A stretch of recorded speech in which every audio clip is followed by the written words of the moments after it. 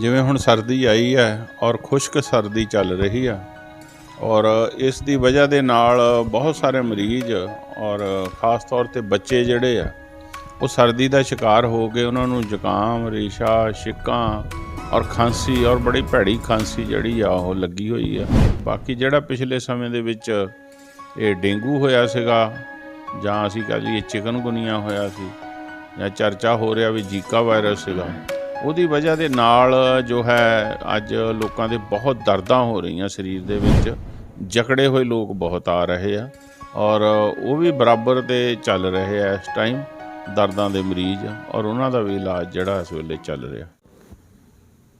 ਸਤਿ ਸ਼੍ਰੀ ਅਕਾਲ ਦੋਸਤੋ, ਮੈਂ ਤੁਹਾਡਾ ਦੋਸਤ ਗੋਬਿੰਦਜੀਤ ਸਿੰਘ। ਬਹੁਤ ਸੋਹਣਾ ਗਾਣਾ ਪੰਜਾਬੀ ਕਲਾਕਾਰ ਕਿਸੇ ਨੇ ਗਾਇਆ ਹੈ ਅਤੇ ਕਿਸੇ ਨੇ ਬੜਾ ਸੋਹਣਾ ਲਿਖਿਆ ਹੈ ਕਿ ਬਾਕੀ ਦੇ ਕੰਮ ਬਾਅਦ 'ਚ ਪਹਿਲਾਂ ਸਿਹਤ ਜ਼ਰੂਰੀ ਹੈ। ਵਾਕਿਆ ਦੇ ਵਿੱਚ ਹੀ ਸਿਹਤ ਸੱਚਮੁੱਚ ਬਹੁਤ ਜ਼ਰੂਰੀ ਹੈ, ਕਿਉਂਕਿ ਜੇਕਰ ਤੰਦਰੁਸਤੀ ਹੋਵੇਗੀ, ਜੇਕਰ ਨਰੋਈ ਸਿਹਤ ਹੋਵੇਗੀ, ਜੇਕਰ ਤੁਸੀਂ ਨਿਰੋਗ ਜੀਵਨ ਬਸਰ ਕਰ ਰਹੇ ਹੋ ਤਾਂ ਹੀ ਸਭ ਕੁਝ ਚੰਗਾ ਲੱਗਦਾ ਹੈ। ਜੇਕਰ ਸਿਹਤ ਹੀ ਚੰਗੀ ਨਾ ਹੋਵੇਗੀ ਤਾਂ ਫਿਰ ਚਾਹੇ ਕੁੱਲ ਕਾਇਨਾਤ ਦੀਆਂ ਖੁਸ਼ੀਆਂ ਪੈਰ ਆ ਕੇ ਚੁੰਮਣ ਲੱਗ ਜਾਣ, ਤਰੱਕੀਆਂ ਪੈਰ ਚੁੰਮਣ ਲੱਗ ਜਾਣ ਤਾਂ ਉਹ ਸਾਰੀਆਂ ਵੀ ਫਿੱਕੀਆਂ ਲੱਗਦੀਆਂ ਨੇ। ਸੋ ਸਿਹਤ ਦੀ ਗੱਲਬਾਤ ਕਰਨ ਦੇ ਲਈ ਅਸੀਂ ਇੱਕ ਵਾਰੀ ਫਿਰ ਤੋਂ ਆਣ ਪੁੱਜੇ ਹਾਂ ਡਾਕਟਰ ਹਰਜਿੰਦਰ ਸਿੰਘ ਓਬਰਾਏ, ਜੋ ਕਿ ਜਿੱਥੇ ਵਾਤਾਵਰਨ ਪ੍ਰੇਮੀ ਨੇ, ਸਮਾਜ ਸੇਵੀ ਨੇ, ਉੱਥੇ ਹੀ ਲੰਬਾ ਵੱਡਾ ਤਜਰਬਾ ਇਹਨਾਂ ਦੇ ਕੋਲ ਹੋਮਿਓਪੈਥੀ ਦੇ ਵਿੱਚ ਹੈ, ਪੇਸ਼ੇਵਰ ਡਾਕਟਰ ਨੇ। ਗੱਲਬਾਤ ਕਰਦੇ ਹਾਂ। ਅੱਜ ਕੱਲ੍ਹ ਸਰਦੀਆਂ ਦਾ ਮੌਸਮ ਚੱਲ ਰਿਹਾ ਹੈ, ਸਰਦੀਆਂ ਦੇ ਵਿੱਚ ਕਿਹੜੀਆਂ-ਕਿਹੜੀਆਂ ਮੁਸ਼ਕਲਾਂ, ਕਿਹੜੀਆਂ-ਕਿਹੜੀਆਂ ਬਿਮਾਰੀਆਂ ਆਉਂਦੀਆਂ ਨੇ, ਉਹਨਾਂ ਦੇ ਕੀ ਕਾਰਨ ਨੇ, ਕਿਵੇਂ ਬਚਿਆ ਜਾ ਸਕਦਾ ਹੈ। ਸੋ ਸਿਹਤ ਸੰਬੰਧੀ ਤੁਹਾਡੇ ਬਹੁਤ ਸਾਰੇ ਸਵਾਲਾਤ ਜਿਹੜੇ ਸੀ ਸਾਨੂੰ ਇਨਬਾਕਸ ਰਾਹੀਂ ਮਿਲ ਰਹੇ ਸੀ, ਕਿਉਂਕਿ ਪਹਿਲਾਂ ਵੀ ਅਸੀਂ ਡਾਕਟਰ ਸਾਹਿਬ ਨਾਲ ਗੱਲਬਾਤ ਕਰ ਚੁੱਕੇ ਹਾਂ ਸਿਹਤ ਦੇ ਵਿਸ਼ੇ ਦੇ ਉੱਤੇ। ਸੋ ਉਹ ਸਾਰੇ ਸਵਾਲਾਤ ਦੇ ਵੀ ਜਵਾਬ ਲੈਣ ਦੀ ਕੋਸ਼ਿਸ਼ ਕਰਾਂਗੇ ਅਤੇ ਇਸ ਵੀਡੀਓ ਨੂੰ ਤੁਸੀਂ ਵੱਧ ਤੋਂ ਵੱਧ ਸ਼ੇਅਰ ਵੀ ਕਰ ਦਿਓ, ਕਿਉਂਕਿ ਕਿਸੇ ਦਾ ਜਿਹੜਾ ਭਲਾ ਹੋ ਸਕਦਾ ਹੈ, ਜਿਹੜਾ ਮਨ ਦੇ ਵਿੱਚ ਕੋਈ ਵਹਿਮ ਹੈ, ਕੋਈ ਡਰ ਹੈ ਹੋਮਿਓਪੈਥੀ ਨੂੰ ਲੈ ਕੇ, ਜਾਂ ਕੋਈ ਜਾਣਕਾਰੀ ਲੈਣੀ ਚਾਹੁੰਦਾ ਤਾਂ ਉਸ ਤੱਕ ਪੁਖਤਾ ਜਾਣਕਾਰੀ, ਸਹੀ ਜਾਣਕਾਰੀ ਜਿਹੜੀ ਆ ਉਹ ਪੁੱਜਦੀ ਹੋ ਜਾਵੇਗੀ। ਡਾਕਟਰ ਸਾਹਿਬ, ਇੱਕ ਵਾਰੀ ਫਿਰ ਤੋਂ ਤੁਹਾਡਾ ਬਹੁਤ ਬਹੁਤ ਸਵਾਗਤ। ਸਾਰੇ ਹੀ ਸਰੋਤਿਆਂ ਨੂੰ ਸਤਿ ਸ੍ਰੀ ਅਕਾਲ ਜੀ। ਡਾਕਟਰ ਸਾਹਿਬ, ਸਰਦੀ ਜਿਹੜੀ ਹੈ ਸ਼ੁਰੂ ਹੋ ਚੁੱਕੀ ਹੈ। ਸਰਦੀਆਂ ਦੇ ਵਿੱਚ ਜਿੱਥੇ ਖਾਂਸੀ, ਜ਼ੁਕਾਮ, ਬੁਖਾਰ ਆਮ ਗੱਲਾਂ ਨੇ, ਅਤੇ ਇਸ ਦੇ ਨਾਲ ਹੀ ਪਹਿਲਾਂ ਕੋਵਿਡ ਫੈਲਿਆ ਸੀ, ਹੁਣ ਅਗਲੀ ਜਿਹੜੀ ਉਹਦੀ ਲਹਿਰ ਆਉਣ ਦੇ ਚਰਚੇ ਨੇ। ਨਵਾਂ ਵੇਰੀਐਂਟ ਜਿਹੜਾ ਆ ਉਹਦੇ ਵੀ ਮਰੀਜ਼ ਸ਼ੱਕੀ ਜਿਹੜੇ ਨੇ ਕਈ ਜਗ੍ਹਾ ਸਾਹਮਣੇ ਆਏ ਨੇ। ਇਸ ਤੋਂ ਇਲਾਵਾ ਬਲੱਡ ਪ੍ਰੈਸ਼ਰ ਦਾ ਵਧਣਾ, ਹੋਰ ਕੀ ਅਲਾਮਤਾਂ ਤੁਹਾਡੇ ਕੋਲ ਰੋਜ਼ਾਨਾ ਬਹੁਤ ਸਾਰੇ ਮਰੀਜ਼ ਆਉਂਦੇ ਹੋਣਗੇ। ਕਿਹੜੀਆਂ-ਕਿਹੜੀਆਂ ਬਿਮਾਰੀਆਂ ਦੇ ਮਰੀਜ਼ ਆਉਂਦੇ ਨੇ, ਉਹਨਾਂ ਤੋਂ ਕਿਵੇਂ ਬਚਿਆ ਜਾ ਸਕਦਾ? ਸ਼ੁਰੂਆਤ ਇੱਥੋਂ ਕਰਦੇ ਹਾਂ ਜੀ। ਜਿਵੇਂ ਹੁਣ ਸਰਦੀ ਆਈ ਹੈ ਔਰ ਖੁਸ਼ਕ ਸਰਦੀ ਚੱਲ ਰਹੀ ਆ ਔਰ ਇਸ ਦੀ ਵਜ੍ਹਾ ਦੇ ਨਾਲ ਬਹੁਤ ਸਾਰੇ ਮਰੀਜ਼ ਔਰ ख़ास ਤੌਰ 'ਤੇ ਬੱਚੇ ਜਿਹੜੇ ਆ ਉਹ ਸਰਦੀ ਦਾ ਸ਼ਿਕਾਰ ਹੋ ਕੇ ਉਹਨਾਂ ਨੂੰ ਜ਼ੁਕਾਮ, ਰੇਸ਼ਾ, ਛਿੱਕਾਂ ਔਰ ਖਾਂਸੀ ਔਰ ਬੜੀ ਭੈੜੀ ਖਾਂਸੀ ਜਿਹੜੀ ਆ ਉਹ ਲੱਗੀ ਹੋਈ ਆ ਔਰ ਉਹਦੇ ਲਈ ਸਾਨੂੰ ਵੀ ਯਤਨ ਕਰਨਾ ਪੈਂਦਾ। ਅਲੱਗ-ਅਲੱਗ ਤਰ੍ਹਾਂ ਦੇ ਫਾਰਮੂਲੇ ਤਿਆਰ ਕਰਨੇ ਪੈਂਦੇ ਵੀ ਕਿਹੋ ਜਿਹੀ ਪ੍ਰੋਬਲਮ ਆ ਉਹੋ ਜਿਹੀ ਦਵਾਈ ਦਿੱਤੀ ਜਾਵੇ। ਅਤੇ ਇਸ ਵੇਲੇ ਜ਼ਿਆਦਾ ਜਿਹੜੀ ਪ੍ਰੋਬਲਮ ਆ ਇਹ ਚੱਲ ਰਹੀ ਆ। ਬਾਕੀ ਜਿਹੜਾ ਪਿਛਲੇ ਸਮੇਂ ਦੇ ਵਿੱਚ ਇਹ ਡੇਂਗੂ ਹੋਇਆ ਸੀਗਾ ਜਾਂ ਅਸੀਂ ਕਹ ਲਈਏ ਚਿਕਨਗੁਨੀਆ ਹੋਇਆ ਸੀ ਜਾਂ ਚਰਚਾ ਹੋ ਰਿਹਾ ਵੀ ਜ਼ੀਕਾ ਵਾਇਰਸ ਸੀਗਾ, ਉਹਦੀ ਵਜ੍ਹਾ ਦੇ ਨਾਲ ਜੋ ਹੈ ਅੱਜ ਲੋਕਾਂ ਦੇ ਬਹੁਤ ਦਰਦਾਂ ਹੋ ਰਹੀਆਂ ਸਰੀਰ ਦੇ ਵਿੱਚ, ਜਕੜੇ ਹੋਏ ਲੋਕ ਬਹੁਤ ਆ ਰਹੇ ਆ ਔਰ ਉਹ ਵੀ ਬਰਾਬਰ 'ਤੇ ਚੱਲ ਰਹੇ ਆ ਇਸ ਟਾਈਮ ਦਰਦਾਂ ਦੇ ਮਰੀਜ਼ ਔਰ ਉਹਨਾਂ ਦਾ ਵੀ ਇਲਾਜ ਜਿਹੜਾ ਇਸ ਵੇਲੇ ਚੱਲ ਰਿਹਾ। ਇਲਾਜ ਚੱਲ ਰਿਹਾ। ਡਾਕਟਰ ਸਾਹਿਬ, ਸਰਦੀ ਆਉਂਦੀ ਆ ਤਾਂ ਇੱਕ ਕਈ ਵਾਰੀ ਡਾਕਟਰ ਸਾਹਿਬ ਦੱਸਦੇ ਨੇ ਕਿ ਨਾੜਾਂ ਜਿਹੜੀਆਂ ਨੇ ਉਹ ਸੁੰਗੜਦੀਆਂ ਨੇ, ਖਾਸ ਕਰਕੇ ਵਡੇਰੀ ਉਮਰ ਦੀਆਂ ਜਾਂ ਜਿਹੜੇ ਨਸ਼ਾ ਜ਼ਿਆਦਾ ਕਰਦੇ ਨੇ, ਅਤੇ ਬਲੱਡ ਪ੍ਰੈਸ਼ਰ ਜਿਹੜਾ ਆ ਸਰਦੀਆਂ ਨੂੰ ਕਈ ਵਾਰੀ ਆਮ ਜਿਹੀ ਗੱਲ ਹੋ ਗਈ ਕਿ ਵੱਧ ਜਾਂਦਾ ਹੈ ਅਤੇ ਬਾਕੀ ਸਾਰਾ ਸਾਲ ਨੋਰਮਲ ਰਹਿੰਦਾ, ਅਤੇ ਕਈਆਂ ਤਾਂ ਸਾਰਾ ਸਾਲ ਹੀ ਵਧਿਆ ਜਿਹੜਾ ਰਹਿੰਦਾ ਹੈ ਬਲੱਡ ਪ੍ਰੈਸ਼ਰ। ਉਹਦੇ ਕੀ ਕਾਰਨ ਨੇ, ਕਿੱਦਾਂ ਬਚਿਆ ਜਾਵੇ, ਅਤੇ ਉਹਦਾ ਹੋਮਿਓਪੈਥੀ 'ਚ ਕੀ ਇਲਾਜ ਹੈ? ਸਰਦੀਆਂ ਦੇ ਵਿੱਚ ਖ਼ਾਸ ਤੌਰ 'ਤੇ ਬਜ਼ੁਰਗਾਂ ਦਾ BP ਜਿਹੜਾ ਹੈ ਨਾੜੀਆਂ ਸੁੱਕੜਨ ਦੇ ਨਾਲ ਜਿਹੜਾ ਵੱਧ ਜਾਂਦਾ, ਅਤੇ ਪਿਛਲੇ ਦਿਨਾਂ ਤੋਂ ਕਾਫੀ ਮਰੀਜ਼ ਆ ਰਹੇ ਜਿਹੜੇ ਕਿ ਨੌਜਵਾਨ ਵੀ ਹੈਗੇ ਆ, ਉਹਨਾਂ ਦਾ ਵੀ ਵਧਣਾ ਸ਼ੁਰੂ ਹੋਇਆ।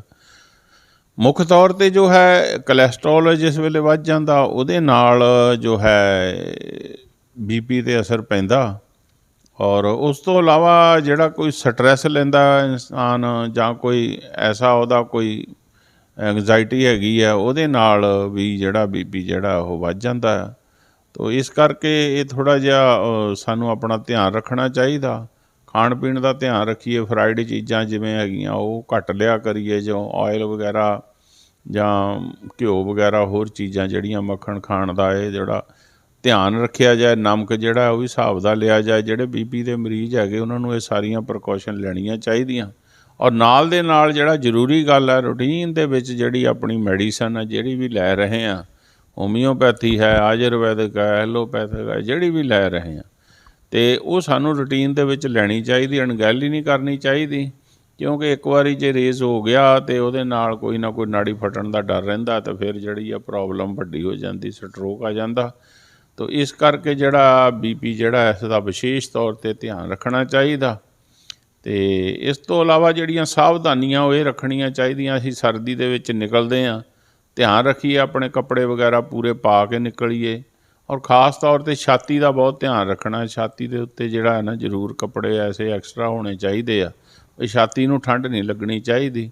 ਬੱਚਿਆਂ ਦਾ ਵਿਸ਼ੇਸ਼ ਤੌਰ 'ਤੇ ਧਿਆਨ ਰੱਖਣਾ ਚਾਹੀਦਾ। ਬੱਚੇ ਜਿਹੜੇ ਆ ਕਈ ਵਾਰ ਪਾਣੀ 'ਚ ਭਿੱਜ ਜਾਂਦੇ ਆ, ਠੰਡਾ ਪਾਣੀ ਆ, ਉਹਨਾਂ ਨੂੰ ਪਤਾ ਨਹੀਂ ਉਮਰ ਦੇ ਮੁਤਾਬਕ, ਅਤੇ ਉਹ ਫਿਰ ਜਲਦੀ ਜਿਹੜਾ ਸਰਦੀ ਦਾ ਸ਼ਿਕਾਰ ਹੋ ਜਾਂਦੇ ਆ।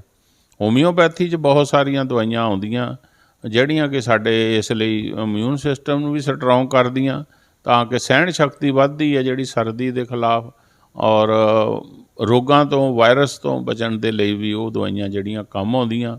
ਜੇਕਰ ਇੱਕਦਮ ਕੋਈ ਬੰਦਾ ਜਿਹੜਾ ਸਰਦੀ ਦੇ ਵਿੱਚ ਜਾਂਦਾ, ਬਿਮਾਰ ਹੋ ਜਾਂਦਾ, ਇੱਕ ਐਕੋਨਾਈਟ ਦਵਾਈ ਆਉਂਦੀ ਹੈ, ਜੇਕਰ ਉਹ ਦਵਾਈ ਇਸਤੇਮਾਲ ਕਰਦੇ ਹਾਂ ਤਾਂ ਇੱਕਦਮ ਬੰਦਾ ਠੀਕ ਹੋ ਜਾਂਦਾ।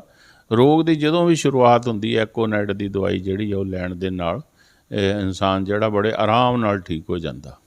ਡਾਕਟਰ ਸਾਹਿਬ, ਇਹ ਤਾਂ ਗੱਲ ਸੀਗੀ ਬਲੱਡ ਪ੍ਰੈਸ਼ਰ ਦੀ, ਕਿ ਜਦੋਂ ਹੋ ਜਾਂਦਾ ਅਤੇ ਤੁਸੀਂ ਉਹਦੀਆਂ ਸਾਵਧਾਨੀਆਂ ਵੀ ਦੱਸਤੀਆਂ, ਇਲਾਜ ਵੀ ਦੱਸ ਦਿੱਤਾ।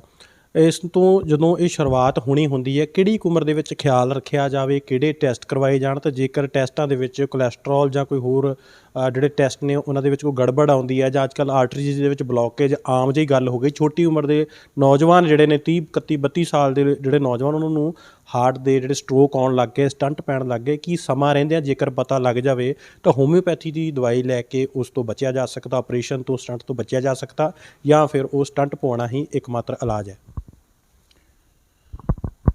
ਬਹੁਤ ਵਾਰੀ ਦੇਖਿਆ ਵੀ ਜ਼ਰੂਰਤ ਨਹੀਂ ਹੁੰਦੀ, ਔਰ ਇਸ ਦੇ ਬਾਵਜੂਦ ਜਿਹੜਾ ਸਟੰਟ ਵਗੈਰਾ ਪਾ ਦਿੱਤਾ ਜਾਂਦਾ, ਕਿਉਂਕਿ ਸਾਡੀ ਜਿਹੜਾ ਕੁਦਰਤ ਨੇ ਇੱਕ ਸਿਸਟਮ ਬਣਾਇਆ ਵੀ ਨਾੜੀਆਂ ਇੰਨੀਆਂ ਕੁ ਸਾਈਜ਼ ਦੀਆਂ ਵੱਡੀਆਂ ਬਣਾਈਆਂ ਹੋਈਆਂ ਵੀ ਜੇ ਉਹ ਕੁਛ ਹਿੱਸਾ ਉਹਨਾਂ ਦਾ ਬਲੋਕ ਵੀ ਹੋ ਜਾਂਦਾ ਅਤੇ ਬਾਕੀ ਦਾ ਹਿੱਸਾ ਜਿਹੜਾ ਸਫੀਸ਼ੈਂਟ ਹੁੰਦਾ ਵੀ ਉਹਦੇ ਨਾਲ ਸਪਲਾਈ ਜਿਹੜੀ ਆ ਉਹ ਜਾਂਦੀ ਰਹਿੰਦੀ ਆ, ਕੋਈ ਪ੍ਰੋਬਲਮ ਨਹੀਂ ਆਉਂਦੀ।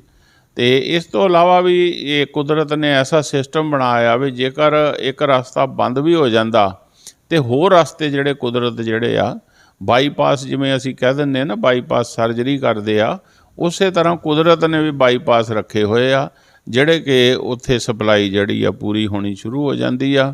ਇਸ ਤੋਂ ਇਲਾਵਾ ਜਿਹੜਾ ਬੰਦਾ ਆਪਣਾ ਖਾਣ ਪੀਣ ਦਾ ਧਿਆਨ ਰੱਖਣਾ ਸ਼ੁਰੂ ਕਰ ਦੇਵੇ, ਔਰ ਉਸ ਦੇ ਨਾਲ ਨਾਲ ਆਯੁਰਵੈਦਿਕ ਜਾਂ ਹੋਮਿਓਪੈਥਿਕ ਦਵਾਈਆਂ ਜਿਹੜੀਆਂ ਐਸੀਆਂ ਹੈਗੀਆਂ ਜਿਹੜੀਆਂ ਰੈਗੂਲਰ ਲੈਣ ਦੇ ਨਾਲ ਜਿਹੜਾ ਹਾਰਟ ਦੀ ਬਲੋਕੇਜ ਆ ਉਹ ਠੀਕ ਹੋ ਜਾਂਦੀ ਆ, ਔਰ ਜਿੰਨੀ ਵੀ ਪ੍ਰੋਬਲਮ ਹਾਰਟ ਸੰਬੰਧੀ ਹੈਗੀ ਆ ਉਹ ਪਰਮਾਨੈਂਟ ਠੀਕ ਹੋ ਜਾਂਦੀ ਆ। ਅਤੇ ਸਮਾਂ ਰਹਿੰਦੇ ਜੇਕਰ ਅਸੀਂ ਚੈੱਕ ਕਰਾ ਲਈਏ, ਜੇਕਰ ਸਾਨੂੰ ਕੋਈ ਵੀ ਪ੍ਰੋਬਲਮ ਆਉਂਦੀ ਆ ਅਤੇ ਉਹਦੇ ਨਾਲ ਫਿਰ ਅਸੀਂ ਦਵਾਈ ਖਾ ਕੇ ਉਸ ਤੋਂ ਸਦਾ ਲਈ ਜਿਹੜੀ ਨਿਜਾਤ ਪਾ ਸਕਦੇ ਹਾਂ।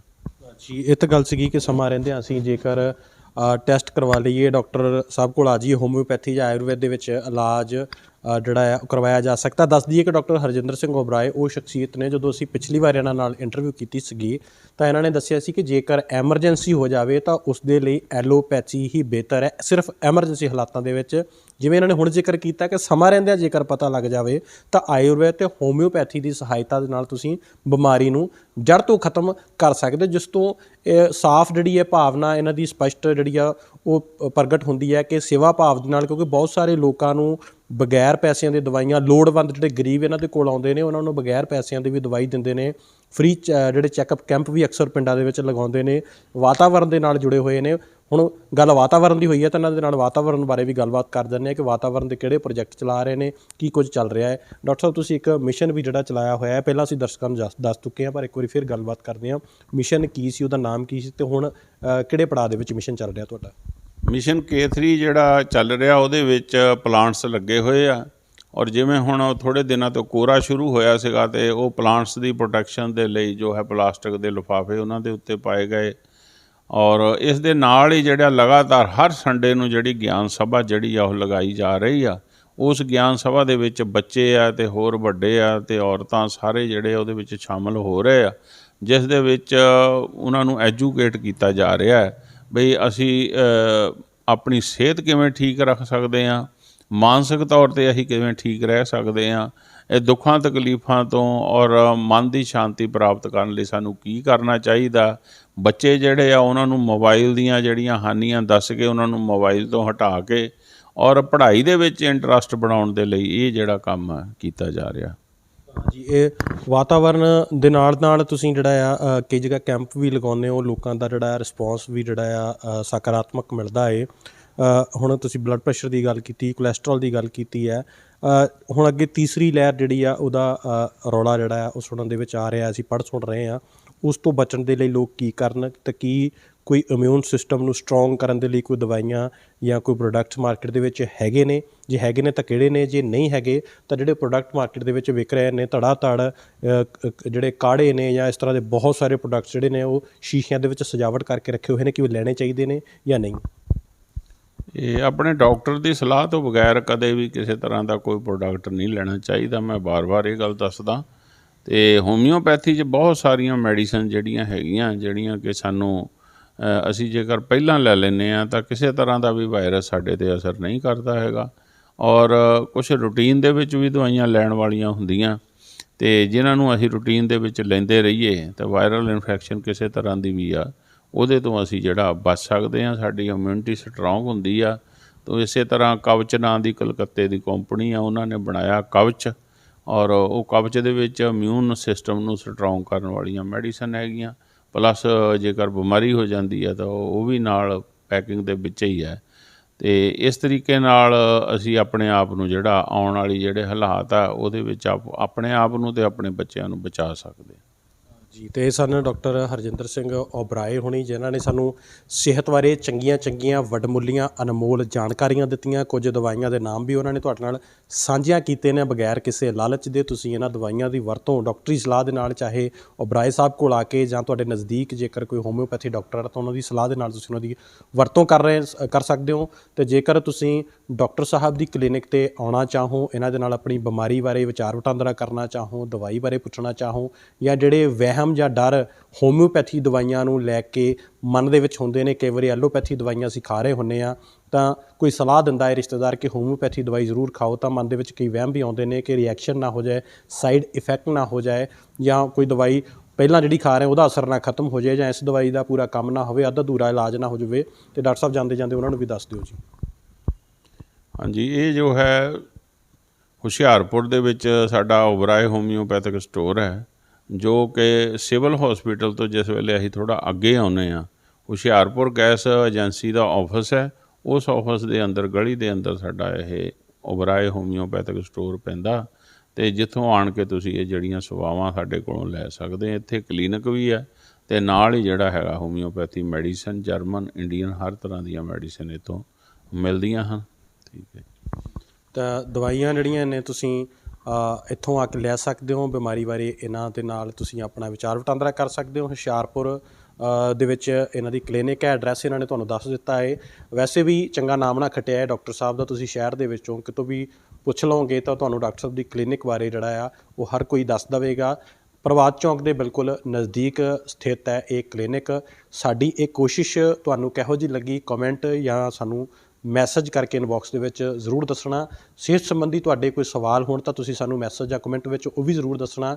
ਕੋਸ਼ਿਸ਼ ਕਰਾਂਗੇ ਕਿ ਡਾਕਟਰ ਸਾਹਿਬ ਨਾਲ ਇਸੇ ਤਰ੍ਹਾਂ ਅਗਲੇ ਪੜਾਅ ਦੇ ਵਿੱਚ, ਅਗਲੇ ਐਪੀਸੋਡ ਦੇ ਵਿੱਚ ਤੁਹਾਡੇ ਭੇਜੇ ਸਵਾਲਾਂ ਦੇ ਜਵਾਬ ਲੈ ਸਕੀਏ। ਤਾਂ ਉਮੀਦ ਕਰਦੇ ਹਾਂ ਕਿ ਘਰ ਦੇ ਵਿੱਚ ਤੁਸੀਂ ਤੰਦਰੁਸਤ ਰਹੋ। ਡਾਕਟਰ ਸਾਹਿਬ ਨੇ ਵੀ ਦੱਸਿਆ ਹੈ ਅਤੇ ਅਸੀਂ ਵੀ ਅਪੀਲ ਕਰਦੇ ਹਾਂ ਕਿ ਆਉਣ ਵਾਲੇ ਦਿਨਾਂ ਦੇ ਵਿੱਚ ਪਾਰਾ ਜਿਹੜਾ ਹੋਰ ਡਿੱਗਣਾ ਹੈ, ਮੌਸਮ ਵਿਭਾਗ ਦਾ ਅਨੁਮਾਨ ਹੈ। ਇਸ ਦੇ ਲਈ ਸਿਹਤ ਦਾ ਜ਼ਰੂਰ ਖਿਆਲ ਰੱਖੋ, ਬੱਚਿਆਂ ਦਾ ਖਿਆਲ ਰੱਖੋ, ਬਜ਼ੁਰਗਾਂ ਦਾ ਖਿਆਲ ਰੱਖੋ। ਅਤੇ ਜੇਕਰ ਤੁਸੀਂ ਨੌਜਵਾਨ ਹੋ ਤਾਂ ਵੀ ਤੁਸੀਂ ਆਪਣਾ ਖਿਆਲ ਰੱਖੋ, ਆਪਣੀ ਡਾਈਟ ਦਾ ਖਿਆਲ ਰੱਖੋ, ਅਤੇ ਦਵਾਈਆਂ ਜਿਹੜੀਆਂ ਨੇ ਆਪਣੀਆਂ ਰੂਟੀਨ ਦੇ ਵਿੱਚ ਲੈ ਰਹੇ ਹੋ ਉਹ ਦਵਾਈਆਂ ਕਦੇ ਵੀ ਡਾਕਟਰੀ ਸਲਾਹ ਤੋਂ ਬਗੈਰ ਬੰਦ ਨਾ ਕਰੋ। ਫਿਲਹਾਲ ਦੇ ਲਈ ਕੈਮਰਾ ਪਰਸਨ ਕਮਲ ਪਟੋਆ ਦੇ ਨਾਲ ਮੈਨੂੰ ਯਾਨੀ ਗੋਬਿੰਦਜੀਤ ਸਿੰਘ ਨੂੰ ਦਿਓ ਇਜਾਜ਼ਤ। ਹਾਲੇ ਤੱਕ ਜੇਕਰ ਤੁਸੀਂ ਸਾਡੇ ਪੇਜ ਨੂੰ ਲਾਈਕ ਅਤੇ ਸਬਸਕ੍ਰਾਈਬ ਨਹੀਂ ਕੀਤਾ ਤਾਂ ਜਾਂਦਿਆਂ ਲਾਈਕ ਅਤੇ ਸਬਸਕ੍ਰਾਈਬ ਵਾਲਾ ਬਟਨ ਜ਼ਰੂਰ ਦਬਾ ਲੈਣਾ, ਤਾਂ ਕਿ ਇਸ ਤਰ੍ਹਾਂ ਦੀਆਂ ਚੰਗੀਆਂ ਜਾਣਕਾਰੀਆਂ, ਚੰਗੀਆਂ ਵੀਡੀਓਜ਼ ਅਤੇ ਖਬਰਾਂ ਲੈ ਕੇ ਤੁਹਾਡੇ ਰੂਬਰੂ ਹੁੰਦੇ ਰਹੀਏ। ਧੰਨਵਾਦ, ਦਿਓ ਇਜਾਜ਼ਤ।